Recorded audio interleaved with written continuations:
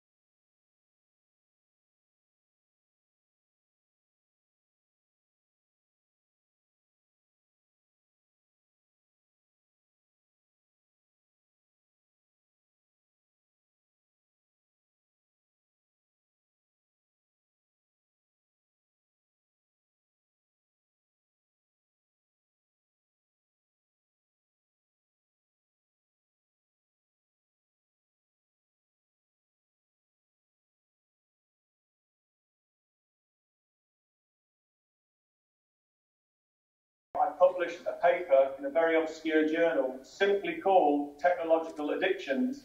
And in that paper, I made the claim that there are things like the playing of slot machines, the playing of video games, the watching of television.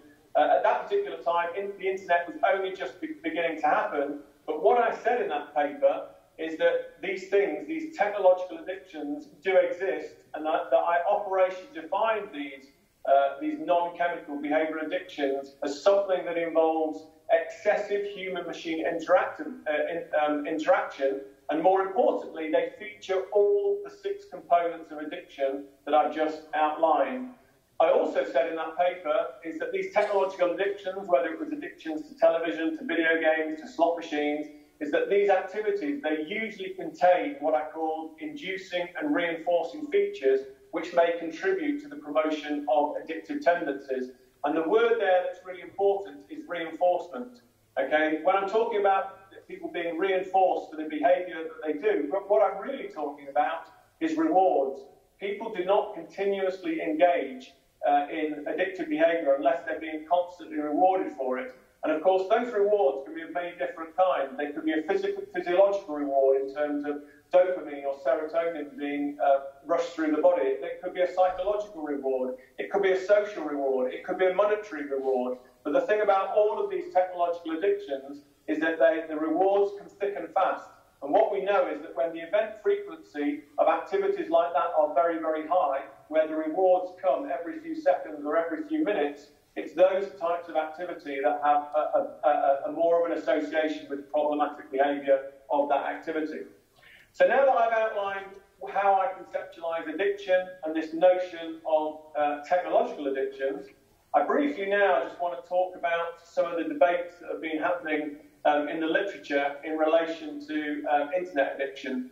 Now, before the publication of the latest edition of the Diagnostic and Statistical Manual of the American Psychiatric Association, in DSM-5 there was a big debate before it was published in 2013 about whether internet addiction should actually be introduced into the DSM-5 as a completely separate disorder.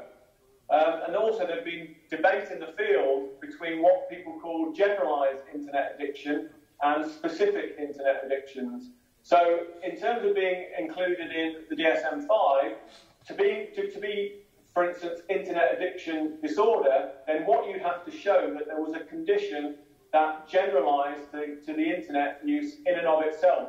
And I personally don't think there is a lot of good evidence for that case. What I believe is that people who, for instance, do spend inordinate amounts of time on the internet, either they're engaged in one specific activity on the internet, for instance, video game playing or gambling or sex or shopping, or they might be somebody that lives out their life online and engages in lots of different activities. And the latter case, you could argue, is what we call generalised internet addiction. But of course, the DSM-5 committee, they came to a ruling that internet addiction in and of itself does not warrant a place in their psychiatric test. There was actually what was called the Substance Use Disorder Working Group, and they recommended a particular subtype of online addiction should be included in the DSM-5, and that was internet gaming disorder. And obviously now we have a situation where internet gaming disorder is in the appendix of the DSM-5 in the section called Emerging Measures and Models. We also have a situation very recently, back in January of this year, is that the World Health Organization also tentatively introduced gaming disorder into their World Health Organization's international classification of diseases. But I think before either of those get included in the full legitimate versions of those particular psychiatric and medical texts, is that we need lots more research, particularly in the area of epidemiology, large-scale nationally representative studies, and we also need more work that's looking at the inner workings of the brain in terms of neuroimaging studies as well. I personally think that online addictions do exist, and that internet gaming disorder should actually be in the DSM-5, but I would actually just drop the word internet. I'm of the opinion, I think the World Health Organization have got this correct, and that what we should be thinking about is gaming disorder, either in playing online or offline. And in fact, most people who are gamers, they play a bit of both. They may more gravitate towards playing it online because they want to play with lots of other people, but those people also will play offline video games if they get a chance to do so. So if we look at the current DSM-5 criteria, there are 9 criteria, and if people fulfill 5 of these 9 criteria in a clinical context, is that they would be diagnosed, at least in terms of how it's laid out in the appendix of the DSM-5, is that those people would be called, would suffer from internet gaming disorder. Now, the reason I just wanted to share the criteria, and I'm sure many of the people in the room know what these criteria are, but I wanted to show how these particular 9 criteria map onto my 6 addictive components. So the first criterion there, that people are preoccupied with internet games, that is the example of salience. This is where people are totally preoccupied. Even if they're not engaged in a behaviour, they're thinking about the next time that they will be. So the guy that I was talking about is that when he went into work and was unable to play EverQuest, even though he wasn't able to play, he just had EverQuest constantly on his mind. He was totally preoccupied with that particular game. The second criterion, withdrawal symptoms when internet gaming is taken away, obviously that maps directly onto withdrawal symptoms in the addiction components model. The third criterion, the need to spend increasing amounts of time actually engaged in internet gaming, is what I would call tolerance. Then on the fourth criterion, you could say there are 2 different components here, where it talks about the unsuccessful attempt to actually control participation in internet gaming. This is both relapse, but also refers to loss of control as well. Loss of control is actually subsumed within my idea of conflict on my 6 addictive components. And then we've got a number of criteria that relate specifically to the conflict criterion of itself. So that the 5th criterion here, loss of interest in hobbies and entertainment as a result of, and with the exception of, internet gaming. The 6th criterion is also an example of conflict where people continually excessively use internet games despite the knowledge of psychosocial problems with that. The 7th criterion is deceiving family members, their therapists, and other people in their kind of immediate circle about how much time they spent on internet gaming. That again would be a key criterion in conflict.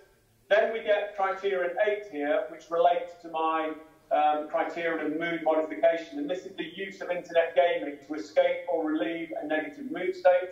And then finally, the 9th criterion is another example of conflict, and again, this is a major one for people who genuinely suffer from internet gaming addiction, is that there is a loss of a significant relationship or job or educational career opportunity because of their excessive participation in internet gaming. So I personally think the DSM-5 were right to include it in the appendix.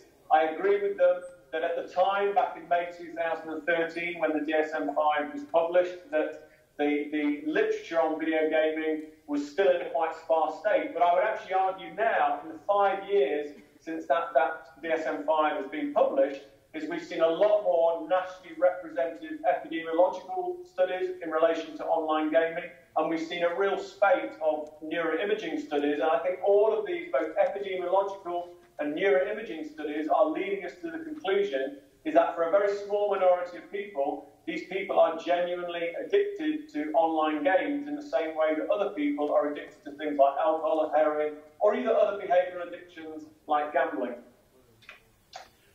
Another thing I think it's important to mention when we talk about whether online addictions actually exist, and obviously it will be no surprise to you that I definitely think they exist, is to look at what I call the generic risk factors that may actually facilitate online addictions. So for instance here, I put down here 7 particular generic risk factors. This is not the only risk factors, but these are among the ones I think are the main reason why people become seduced or attracted, and for extreme cases become addicted to online activities. And if we take the first 3 in that list first, access, affordability and anonymity, this is sometimes referred to as the AAA engine. Al Cooper, the late Al Cooper, who unfortunately died a number of years ago, first put forward this AAA engine in relation to online sex. And basically what he was saying is that because if people have high accessibility to the internet, if the internet is very affordable, and if on the internet people feel very anonymous, these three factors, all beginning with the letter A, these are the driving forces about how and why people might become addicted to online gaming or online gambling or online sex or online shopping. So for me, it's quite clear that where you increase accessibility to a particular activity, is that what you tend to find is that with this widespread, ubiquitous accessibility to a particular activity, like being online, is that that obviously provides people more opportunity to be online, and that the general rule of thumb is that where you increase access and opportunity online, is that you increase the number of regular users, and as a consequence of that, you increase the number of problem users as well. But I would stress is that that relationship is not necessarily proportional. So, for instance, even though we've seen internet use, grow out of all proportion in the last 20 years, is that the number of people who are genuine addicts, by my criteria, is actually still very, very low. Another factor which is very important is affordability. I remember when I first started researching internet addiction back in 1995, is that every week I would get letters from concerned parents who would say that their sons, and it usually was males, that their sons were addicted to the internet, and that one of the things that was most problematic was their monthly phone bills. Because at that particular time, 22 years ago, is that people used to pay by the minute. They used to have a modem. And so if you were playing an online game, you would be charged by the minute. Unlike now, of course, is where people pay a flat rate rental fee on their online use. And of course, most people would say that they can afford to do that. But back 22 years ago, when I first started out, if somebody was spending 8 hours playing a game online, okay, that would actually equate to very, very expensive phone bills, and that is why parents were writing to me at that time saying that they are becoming very short of money because of the time that their children were spending on the internet. The third factor in the kind of AAA engine is this idea of anonymity. And we know that, and for me, I would actually say it's perceived anonymity rather than anonymity in itself, because I would argue is that the internet is the most unanonymous place you can think of. If we take what's happened over the last few days in terms of Mark Zuckerberg and Facebook and invasions of privacy, is that I think people are now starting to realise is that whatever you do online is that it is being monitored, that data is being stored in some way, and it's being used in a way that probably you didn't imagine it was being used. So even though people perceive that they're very anonymous on the internet, that even though people think they're anonymous on the internet, is that in reality they're not as anonymous as they think they are. And of course, when we talk about things like online gambling or online gaming or online sex, the whole point about those online activities is they're not face-to-face, they're non-threatening, they're non-stigmatizing, they're non-alienating. People will feel very psychologically safe in those environments. I know from the research that I've done on gambling is when people lose online, they don't feel as bad about it as if they do it in a face-to-face situation, because other people can't actually see their reactions. And of course, when you're on the internet, you can be exactly who you want to be. Okay, on the internet, I can be a 23-year-old Baywatch hunk of the month, rather than a 50-year-old man who's a researcher in psychology. You can create any persona you like on the internet by the words that you type on the screen.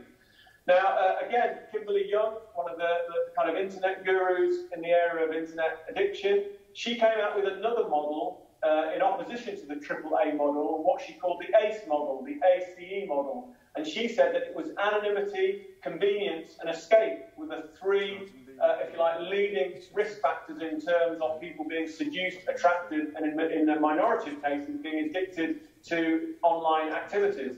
And again, we know that, of course, the internet has become very convenient. We know that when people engage in online gambling, online sex, online shopping, online gaming, they often feel this psychological feeling of escape, and that people can forget about everything else that's going on in their life because of these escape-like qualities, which lead to these lovely mood-modifying experiences I was talking about earlier. Two other criteria, or two other risk factors that have been noted in the literature in relation to facilitating online addictions One is the disinhibiting effect of the internet. We know that when people are online, they lower their psychological guard, and they do this, of course, because of that non-threatening, non-stigmatizing, non-alienating nature of the internet. That's why, for instance, people develop emotional relationships online far quicker than they do offline because of this disinhibiting effect.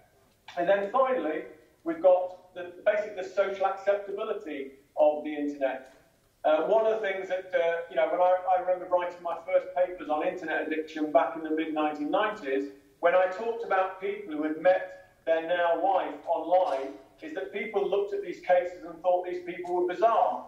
Okay, at that particular time, people who spent a lot of time on the internet were considered nerds or geeks or anoraks or other unsocially acceptable names. But now, of course, when it comes to, for instance, meeting new partners, is a lot of people will actually turn to the internet first. They will go to online dating sites.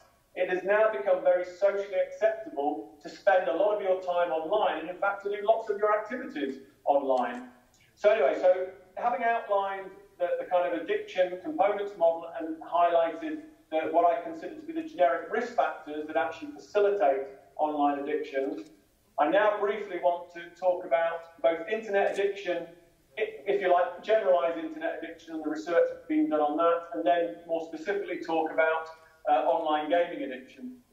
Well, when it comes to internet addiction, I think one of the real flaws in all of the research, including my own research that's been published on internet addiction, is that whenever you get people to participate in your internet addiction research and they fill out questionnaires or they become the participants in a neuroimaging experiment, is that these people are usually not what I would call generalised internet addicts. They are people, for instance, who may spend a lot of time online, but they're usually engaged in one particular type of behaviour. That might be gaming, that might be social networking. So when they fill out these questionnaires and surveys in relation to internet addiction, they usually answer it in relation to the activity that they do most online. Now, that may not be the case in every situation, but I do think it's this is one of the flaws in the area, that there are very few people who I would say are genuinely addicted to the internet. They're more likely to be addicted to applications on the internet, to the internet itself. Now, more recently, myself, Daria Kuss, and Hallie Pontes, we've been co-authors on a few systematic reviews that have looked at internet addiction. I just want to mention two that we've carried out. The first one is where we reviewed 68 epidemiological studies that had looked at internet addiction, and we wanted to look at the larger scale studies that have been done. We found 68 studies where over 1,000 participants had been surveyed for that particular research, and we came to a number of conclusions based on this large-scale systematic review. The first thing is that there is no gold standard for internet classification. We also found in that particular study there were 21 different assessment instruments that had actually been used to assess internet addiction or its equivalents in those 68 studies.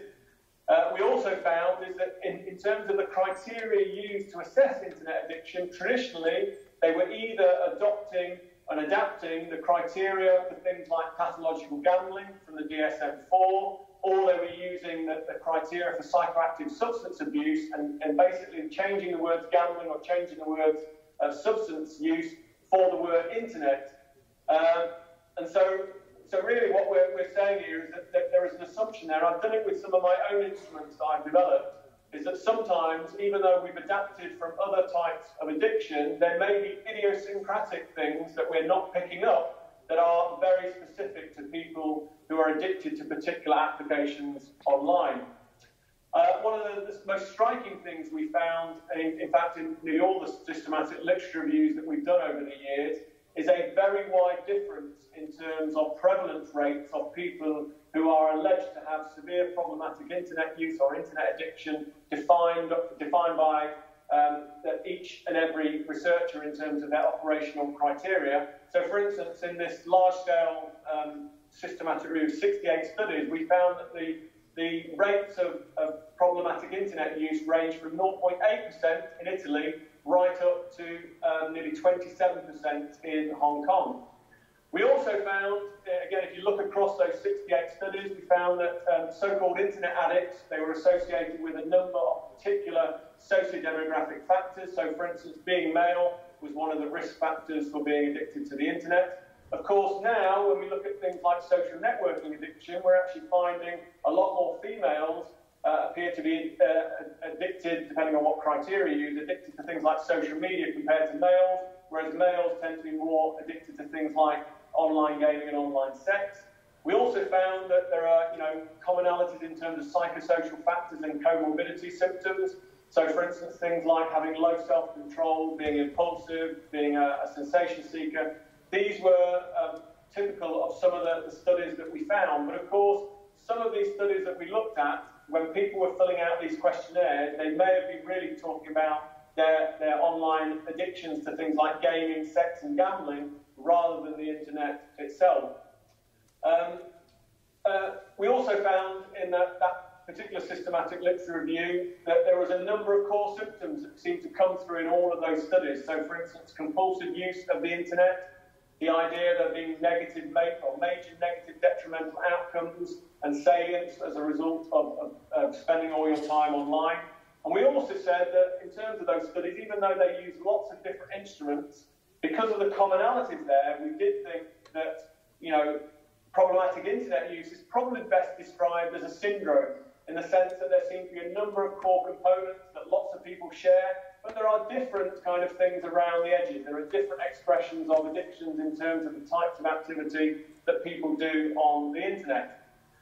Another study I'd just like you to bring attention to is another systematic review that myself, Ali Pontes and Daria Kuss did, where we looked at every single major nationally representative study that had been done in a year's period between January 2014 and February 2015. And the thing about this is that the reason we wanted to look at these are the most high quality studies in terms of data, because these are amongst nationally representative samples rather than self-selected or convenient samples that you tend to find in the vast majority of any surveys that have looked at online behaviour. What we found in that study that looked at nationally representative data is, again, we found a huge discrepancy between, for instance, in one study in Iran, there was not a single internet addict was actually identified, whereas in Taiwan, nearly 19% in one nationally representative study found that internet addiction appeared to exist in those individuals. One of the things I would say in relation to this, of course, is that I do think there are huge cultural differences between countries in terms of how people view excessive online activity. So, for instance, Taiwan, a place I've been to a couple of times, what's very interesting there is that parents, those teachers, carers, guardians, etc., is that basically any activity, particularly amongst young people, that is not related to educational activity or is not related to the family in some way, tends to get pathologized. So, for instance, an individual who might only play 1 hour of computer games every single day in Taiwan, when they fill out a survey and you've got questions relating to things like, has your video game playing caused conflict with your family? The thing is that they're going to answer yes, even though they may be only playing an hour a day. And so, in that particular context, any kind of gaming is pathologized. And it's quite clear from me is that, people in Taiwan who are scoring high on the internet addiction scales that are being used are not necessarily genuinely addicted to the internet. It's just that there is conflict and disruption in their life because parental figures, teachers, think the amount of time they're spending online is actually interfering with what they perceive to be the more important activities of education and family life. Another thing I'd like to briefly talk about is internet addiction typologies, and I want to specifically talk about the one that I think is probably most well known worldwide amongst those of us that work in this field, and this was a typology that Kimberly Young put forward back in 1999 in the Student British Medical Journal. And in that particular paper, Kimberly Young argued there were 5 different types of internet addiction. So she said there was something called what she described as cybersexual addiction, which related to individuals' compulsive use of adult websites for cybersex and cyber porn. She had what she described as cyber relationship addictions, where this was a complete over-involvement and excessive amount of time spent in online relationships. She then described what she called net compulsions. The examples she used in her paper were things like online gambling, online shopping, online day trading, saying that these activities could take up all your time on the internet. She also described what I would now call kind of people that are so-called addicted to Googling all the time. She had a category called information overload, which basically referred to the compulsive web searching or compulsive searching of databases. And then, quite strangely, she had a fifth category that she just described as computer addiction. And this is where she described people who were obsessively playing games on their computers. And she gave the example of solitaire. And in fact, these examples were nothing to do with being online whatsoever. This was actually an offline activity. Now, as a result of publishing that particular paper, I responded to it straight away in the same journal, in the British Medical Journal, but then I actually wrote another paper in the journal Addiction Theory and Research, where I actually attacked this particular typology and actually argued that many excessive users that she was talking about in her 5 types of internet addiction, these people, these excessive users, were not internet addicts at all. And in fact, in the example of net compulsions or even cybersexual typology or a cyber relationship, is that really what people were doing here was using the internet excessively as a medium to fuel these other addictions. So really what I was saying in this particular in this particular article, is the internet is just simply the place where they engage in the behaviour. Now, I want to mention there are case studies in the literature, including by myself and Kimberly Young, where there do seem to be individuals who, I would say, if you like, are actually addicted to the internet itself. So, for instance, there are people who, for instance, are engaged compulsively in online chat rooms, or they play fantasy role-playing games. The thing about these activities, and you could add social networking to these activities as well, is that these are activities that you can only engage in online. So, for instance, if you're an online gambling addict and you're unable to actually gamble, what will happen there is that those people will go to a gambling venue. They'll go to a casino or they'll go to a bingo hall instead of if they can't gamble online. If you're an online gaming addict and you can't use the internet, then you can play, on consoles that don't rely on internet access. But if you're somebody who plays online fantasy role-playing games, or are in an online chat room, or you're an online social networker, what I would say there is that when you're unable to engage in those activities, there's nowhere else for you to go. You know, for somebody who is being social on a social networking site, you just wouldn't walk in to the whole of this conference room now and start talking to everybody. Basically, what we've got are some, what I would call genuine online addictions, in the sense that you cannot engage in this behaviour in any other place but being online. What I've also argued in my papers, and particularly in response to Kimberly Young's work, is that a lot of people, they're engaged in what I describe as text-based virtual realities. Basically, these people, they take on other personas and other social identities as a way of raising their own self-esteem and feeling better about themselves.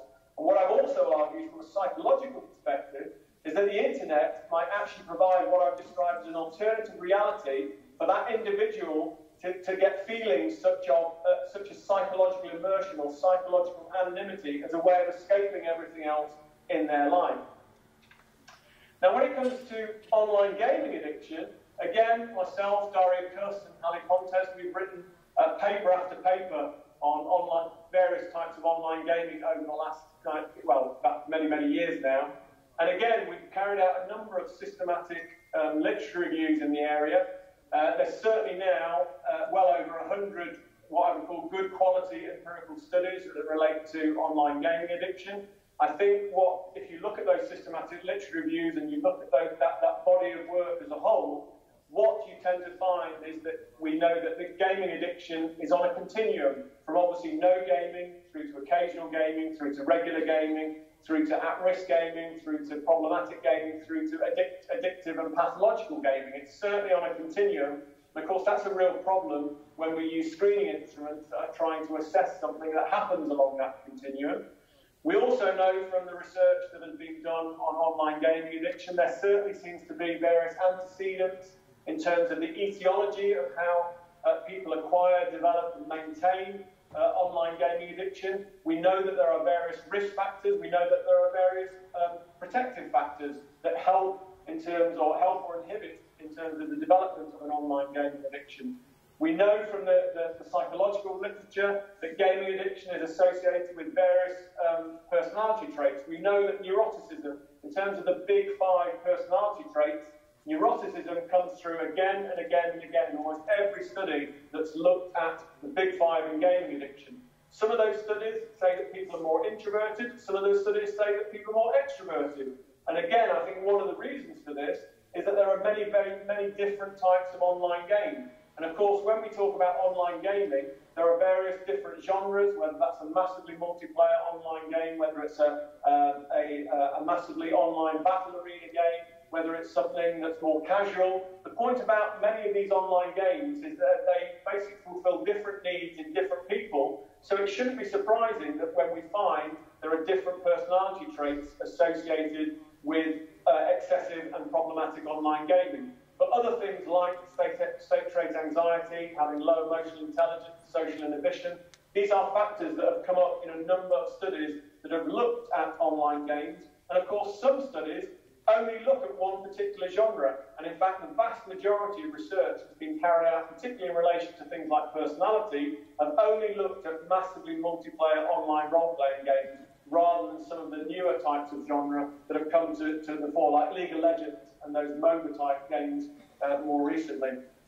Again, one of the really big problems we have when we look at and try to assess and evaluate the corpus of data as a whole is that people are using different terms, different names to describe what may or may not be the same thing. So, for instance, when we look at papers, some papers describe what they call problematic video game playing. Some call it problematic online game use. Some people call it video game addiction. Some people call it online game addiction.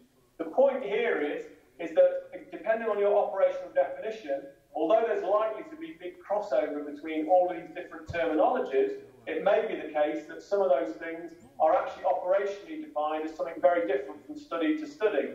And I think the reason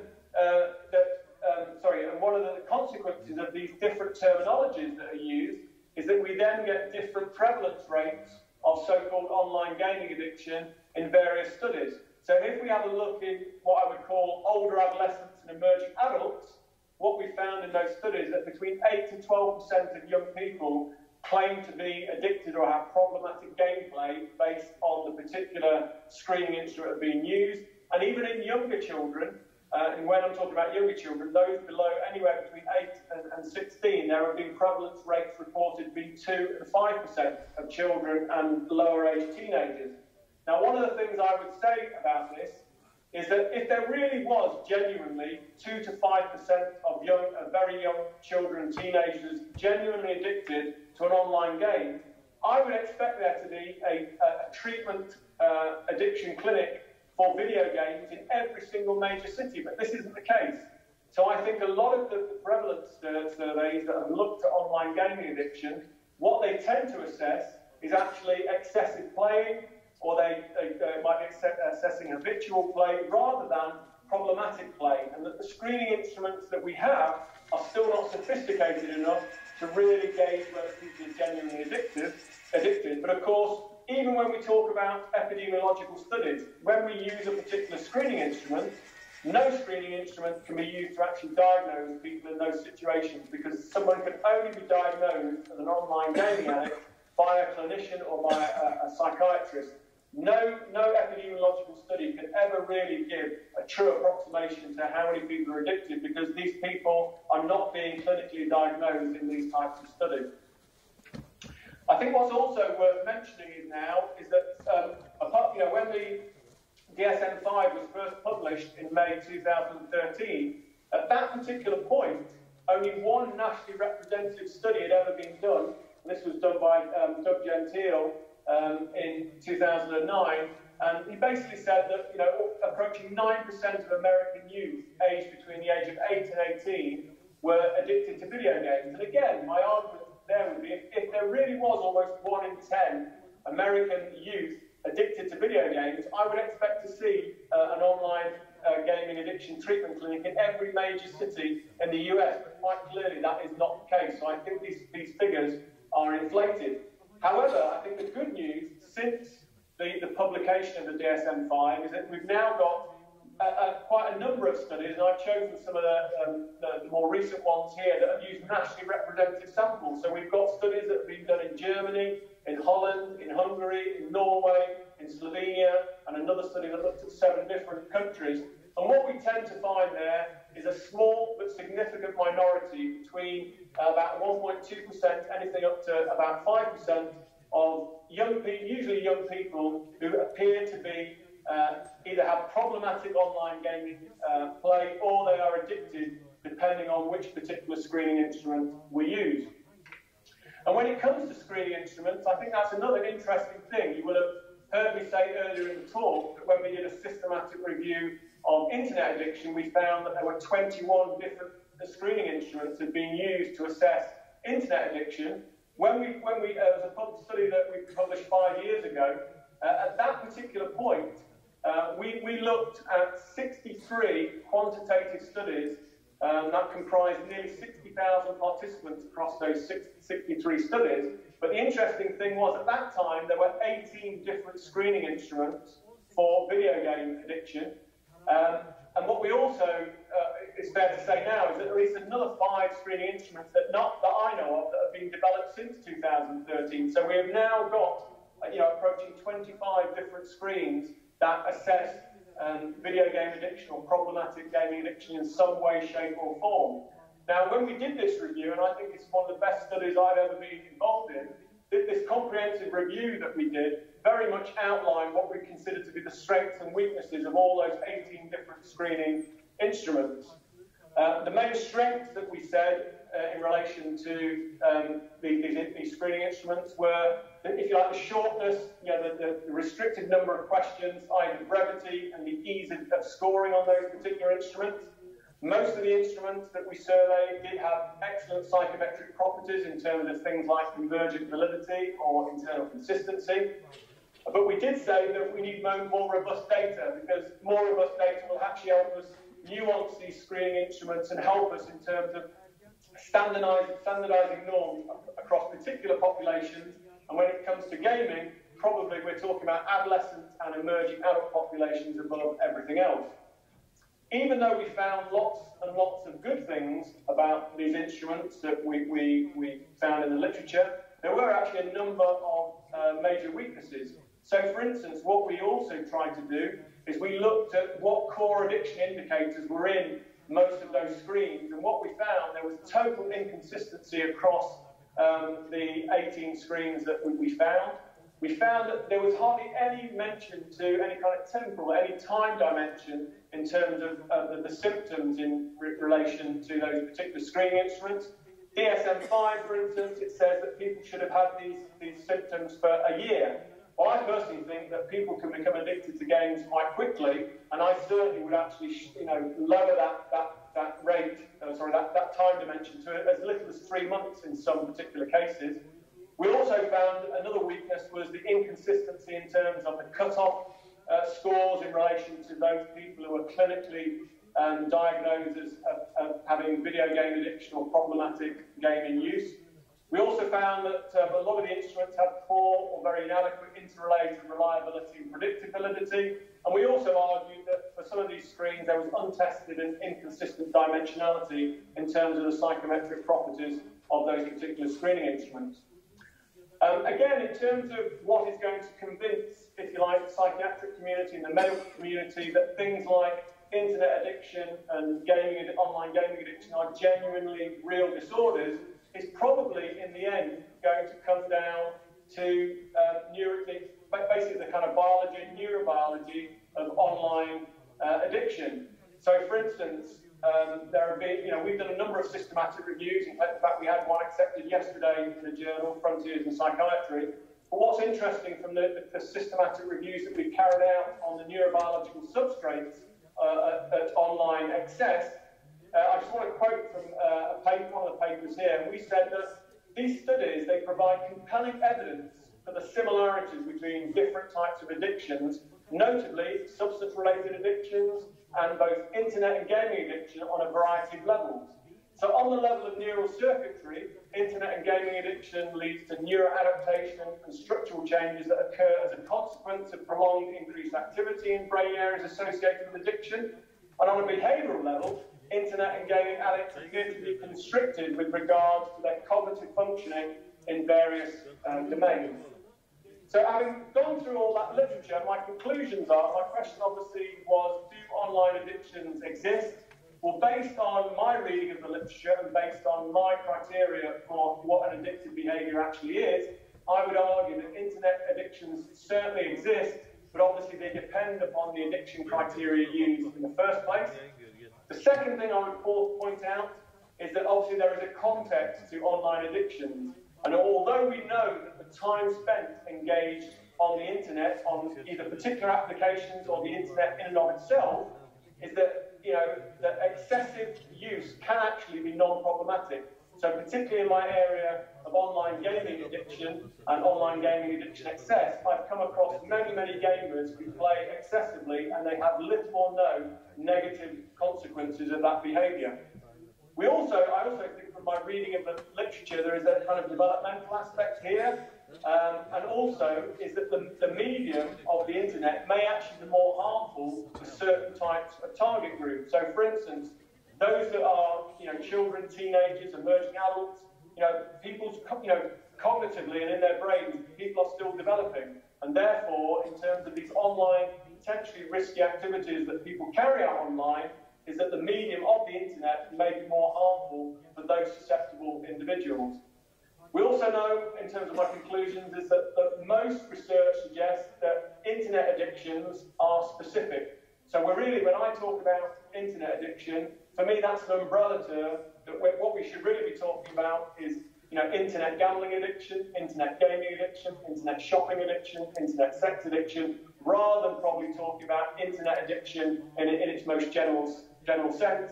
And for me, based on the literature, basically because I think screening instruments are basically actually assess preoccupation more than they assess whether something is genuinely addictive, my conclusions are that it's only a tiny minority where their internet activity may genuinely be addictive. And I know I've rushed through things there. I'm going to say thank you very much and end it there.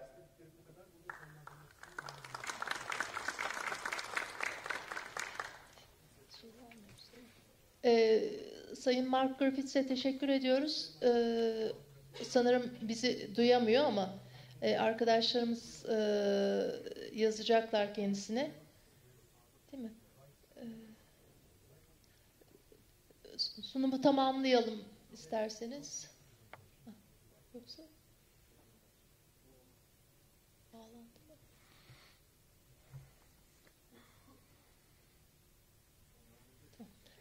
Tekrar teşekkür ederiz. Şimdi uydu sunumumuz var.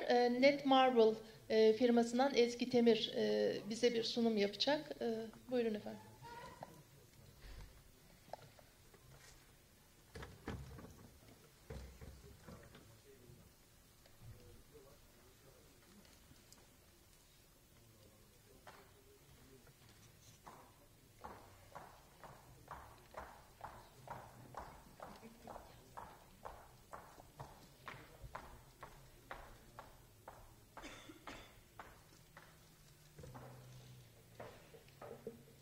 Merhabalar.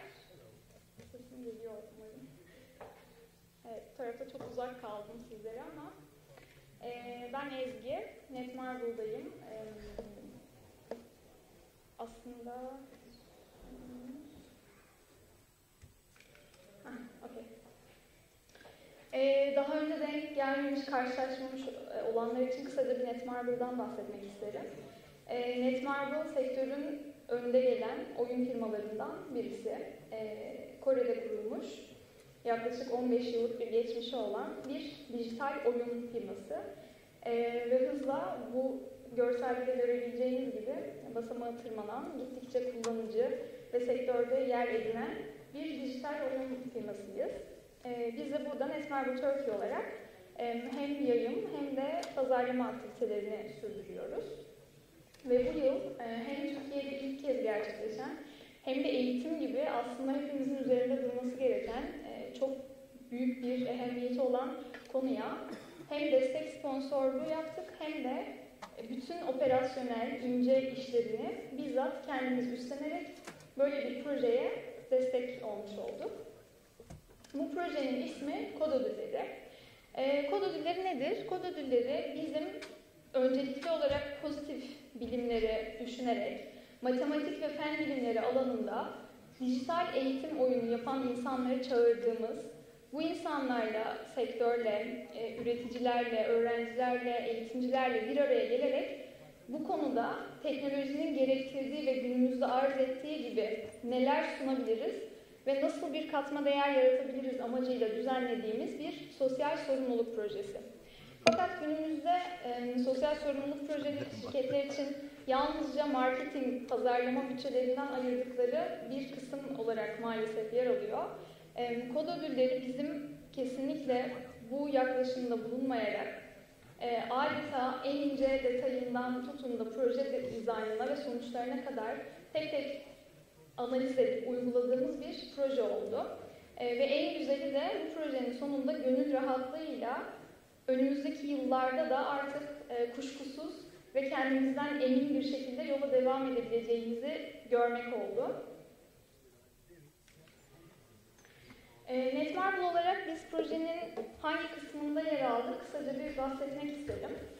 Aslında eğitim alanında dijital oyunlarla yapabileceğimiz bütün desteği maksimum düzeyde nasıl tutabileceğimizi düşünüp buna göre bir fikir yani proje dizaynını oluşturduk. Her şey bununla başladı ve bunu rahatlıkla söyleyebilirim ki projede en büyük kısmı sanıyorum ki burası aldı. Çünkü gerçekten katma değer yaratabilecek fikirleri açığa çıkarmak ve bunları nasıl uygulamaya koyabileceğimizi görmek çokça beyin fırtınası yaptığımız bir bölümdü. Sonrasında hayal edebileceğiniz herhangi bir projede bunun başlangıcından tutun da sonuna kadar aklınıza gelen her adımda Netmarble olarak Türkiye Bilişim Vakfı'yla biz çalıştık. Ve bunu artık elimizden geldiğince gururla ve heyecanla her yerde bağırıyoruz. Çünkü bu konuda adım atmamız gerekiyor. Artık bu bizden bekleniyor. Sonrasında bu işte bizimle kimler birlikte olur diye düşündük. Sponsorlar bulduk. Gerekli dijital ortamda gereken bütün platformlarımızı oluşturduk. Çok değerli bir jürimiz vardı. Hem sektörden hem eğitim tarafından kişiler bize eşlik ettiler gelen projeleri değerlendirirken. Ve sonrasında 6 Haziran'da başlayan bu proje geçtiğimiz ayda 27 Mart'ta ödül töreniyle son buldu. Ve çok güzel bir kitleyle, çok güzel konuları tartışırken birbirimizi tanıma fırsatı yakalamış olduk. Netmarble neden bunun içindeydi? Biraz bunu konuşmak lazım. Tabii herkesin önde gelen meselelerinden biri eğitim. Eğitim çok önemli ve hepimiz farkındayız ki üretici toplumun üretmeye giden ilk ayağında öncelikle kaliteli bir eğitim geliyor. Eleştirel düşünceyi bütün gençlerimize, çocuklarımıza, yeri geldiğinde yetişkinlerimize öğretmek için elimizden gelen her imkanı sunmaya hazır bir şirket vizyonumuz var. Ve bu da böyle güzel bir projeye eşlik etmemizde bize yardımcı oldu. Hem dünyada hem de ülkemizde maalesef şöyle bir bakış açısı var.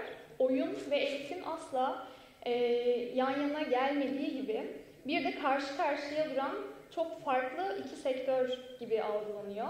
Her ne kadar burada bulunan kitle bunun yanlış olduğunu farkında olsa da maalesef topluluk bilinci bu tarz olayları yenileyip uygulamamızda çok önemli bir faktör.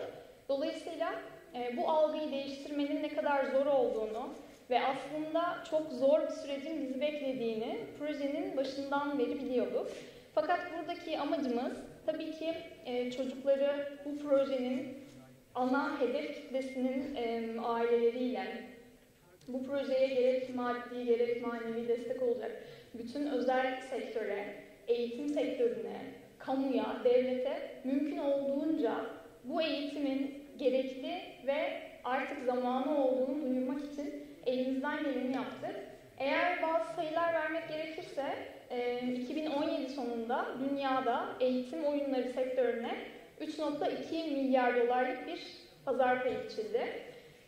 Bu pazar 2022 yılında 8,1 milyar dolar olacağı öngörülecek kadar büyük bir pazar. Aslında baktığımızda bu kadar hızlı büyüyen çok fazla sektör yok. Tabii dijital ortamın buna çok elverişli olması ve dünyada artık yavaş yavaş bu bilincin uyanıyor olması çok önemli. Fakat şöyle de bir gerçek var ki bu ekosistemin gelişmesi için ve kaliteli projelerin uygulanıp anlam bulabilmesi için maddi desteğe ihtiyacı var. Dolayısıyla özel sektörün burada dikkatini çekmemiz çok önemli. O yüzden gittiğimiz her yerde bunu söylüyoruz. Her yerde bu projenin ne kadar anlamlı ve gerçekten bir şeyleri başlatabilecek ya da belki daha iyi yerlere götürebilecek bir kıvılcım olduğunu düşünüyoruz. Biz bu projeye başlarken tahmin ettiğimiz, önümüzde gördüğümüz bu zor süreci düşünerek aslında bu yarışmada ödül verecek 3 adet, yalnızca 3 adet anlamlı proje aradık. 3 adet eğitim projesi gelsin istedik. Ve biz bu 3 kişiyle, belki 3 ekiple yolumuza devam edelim. Bunun mümkün olduğunu yavaş yavaş anlatalım. Fakat 6 aylık başvuru sürecinde bizi çok mutlu eden ve sorgusuz sualsiz her yıl düzenli olarak buna devam etmeye iten çok güzel bir sonuç aldık. Yarışmaya tam 600 başvuru geldi. Bu 600 başvurunun 250'si oyun, 350'si de fikirdi. Yarışmayı çok kısaca anlatmak gerekirse, yarışmacılara tabii bütün medyaya duyurduk. Duyururken üniversitelere gittik, bu işe katma değerde bulunabileceğini düşündüğümüz herkesle iletişime geçtik. Gerek sektörden, gerek kamudan. 6 aylık sürenin sonunda gelen başvuruların jürimiz tarafından elenip kalan 3 adet oyun fikrine ve 3 adet fikir projesine vereceğimiz çeşitli ödüllerimiz vardı. Bunlar para ödülleriydi. Başlangıçta biz yalnızca bu ödülleri dağıtacak projeler aradık. Yalnız gelen sonuçlar muhteşemdi. 250 oyun ve 350 fikir arasından 26 tane oyun ve 12 de fikir finale kaldı. Şöyle enteresan bir durum söz konusuydu bu süreçte. Biz asla finale kalacak olan oyunları 2'şer kez, 3'er kez oynayacağımız gerektiğini düşünmemiştik. Jüriyi bu kadar defalarca bir araya getireceğimiz gerektiğini düşünmemiştik. Buna ihtimal vermemiştik. Fakat gelen projeler öylesine başarılı ve iletişimimizi böylesine düzgün yaptığımızı bize gösteren projelerdi ki gerçekten seçmekte zorlandı jürimiz. Ve günün sonunda 26 tane oyunu bırakmış olduk. Bundan sonra en başında görmüş olduğunuz gibi bir demo day planladık. Demo day'de amacımız hem bu projeyi yapan insanlar gelsin, hem bizler sektör tarafından gidelim, eğitimcilerimiz gelsin, hedef kitlemiz K12 yaş grubu gelsin, bu oyunları, projeleri denesin, burada deneyimlesin ve öğretmenleri onları izlesin, aileleri onları izlesin. Gerçekten bu işin ne kadar anlamlı olup olmadığını gözleriyle görerek karar versinler. Amacımız buydu. Bundan dolayı bir demo day düzenledik. Burada kısaca bir demo day videomuz var. Sizin de kendi gözünüzle görebileceğiniz, çocukların ağzından duyabileceğiniz çok güzel fikirler sunuyorlar. Bunu bir oynatabilirsek.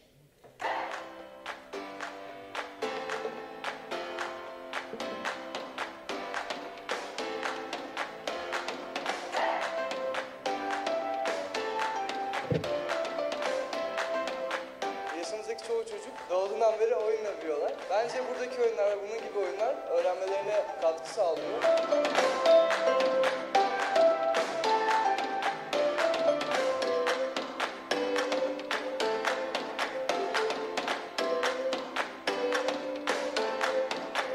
Burada sorular soruyor öğretmenim. O soruların cevaplarını da söylüyor yanlış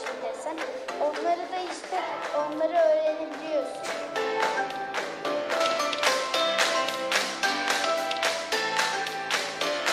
Benim oynadığım oyunlardan biri mercek ve aynalar kullanarak bir ışık ışını var. Onu olabildiğince kristalden geçirip yani anahtara götürmeye çalışıyorsun.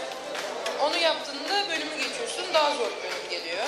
Başka bir tanesi de bir şekil veriyor sana, 3 boyutlu. Şekli çevirmeden yukarıdan, sağdan ve soldan nasıl göründüğünü çizmen gerekiyor. Ayna ve mercekler konusunda biraz daha öğrendim çünkü çok iyi bilmiyordum yani konuya yeni geçmiştik biz de.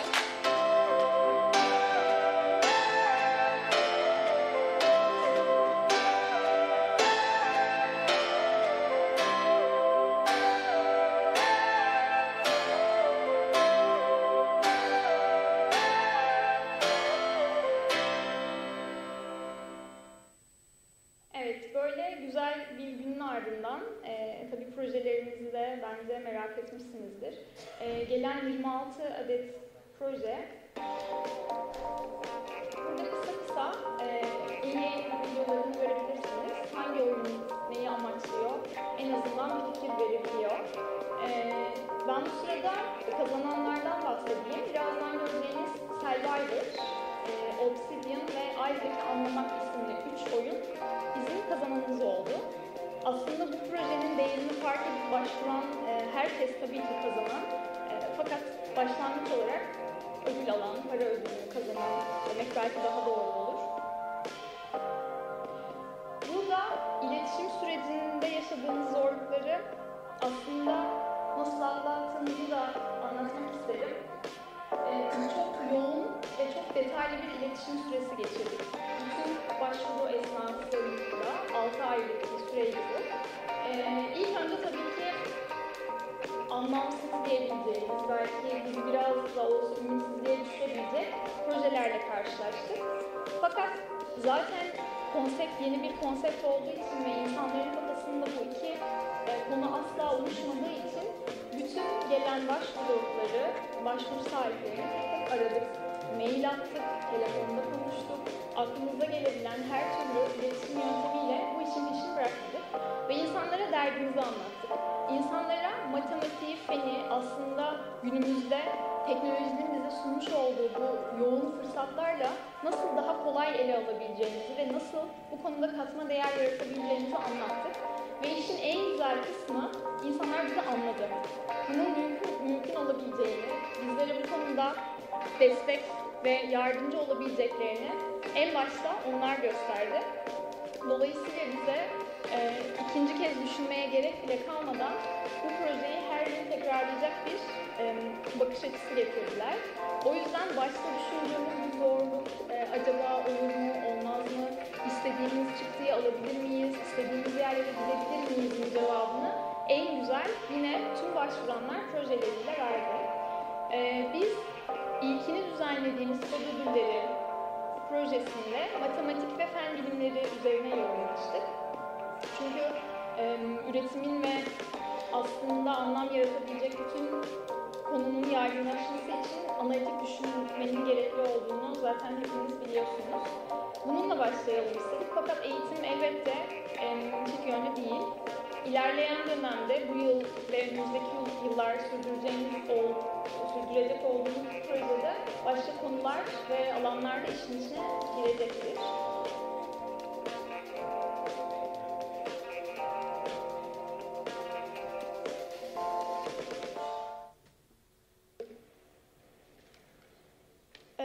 Projenin sonunda 6 aylık bir süreçten bahsetmiştim. 27 Mart'ta ödül törenimiz oldu. Projenin sonunda kamuoyunun tepkisi bizler için çok önemliydi. Çünkü kamu, insanlar, bütün bu iletişime, projeye, duyurulara maruz kalan kitle ne diyor, ne konuşuyor, bizim hakkımızda ne söylüyor, bu önümüzdeki adımların yönünü belirleyecekti aslında. Dolayısıyla bunu çok önemsedik, çok gözettik. Bunun geri dönüşünün iyi olması için elimizden gelen her şeyi yaptık. Hem biz hem diğer sponsorlarımız, Türkiye İletişim Vakfı. Birinci önceliğimiz elbette bu oldu. Ve aldığımız tepki muazzam olumlu tepkiydi. Bizim bile proje yöneticileri ve yapımcıları olarak tahmin ettiğimizin çok çok üstündeydi. Bizlere başka bir yolun, artık zamanı gelmiş olan bir yöntemin de uygun olduğunu gösterdiler. Elbette eğitim üzerinde birçok organın eli olan bir mesele.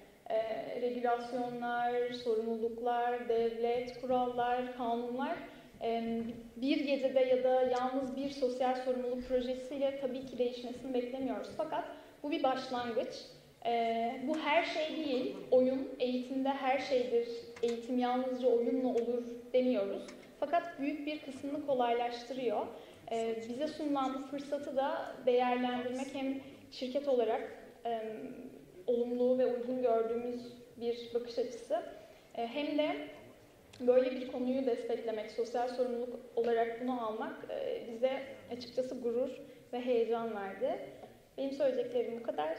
Zamanınız için teşekkür ederim. Sorularınız varsa. Sorumuz var mı Ezgi Hanım'a? Benim sorum değil de teşekkürüm var.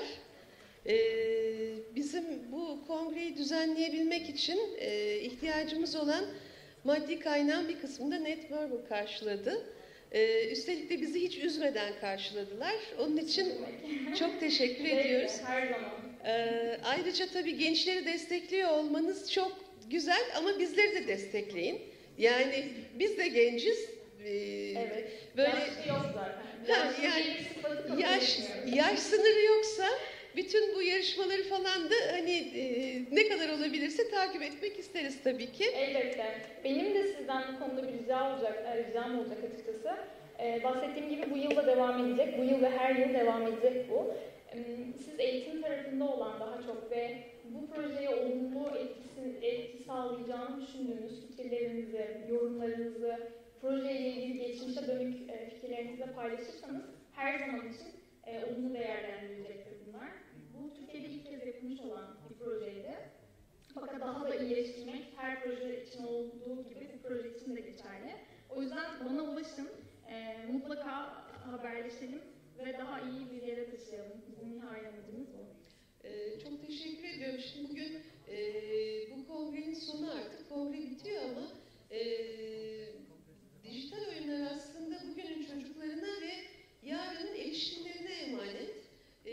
Geleceği çok karanlık görmüyorum ben. Yani işte 2020'lerin üzerinde işte 2025-2030 dediğinizde zaten bugün oyun oynayan çocuklar yarın bu işlerin başında olacaklar.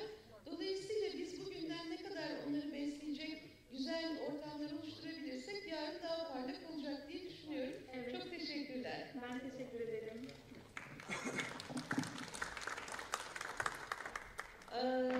Değerli arkadaşlarım, neredeyse hepinizi tanıyorum. İyi ki buradasınız. Şimdi bir 5 dakika ama çok azıcık bir aramız var.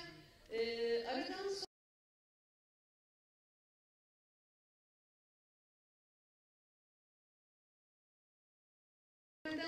dinleyeceğiz biz bir takım şeyleri. Bu arada bir kısacık çay molamız var. O çay molasında hatta çaylarınızı, pastalarınızı alıp hemen girerseniz bir an evvel o toplantımıza da başlarız.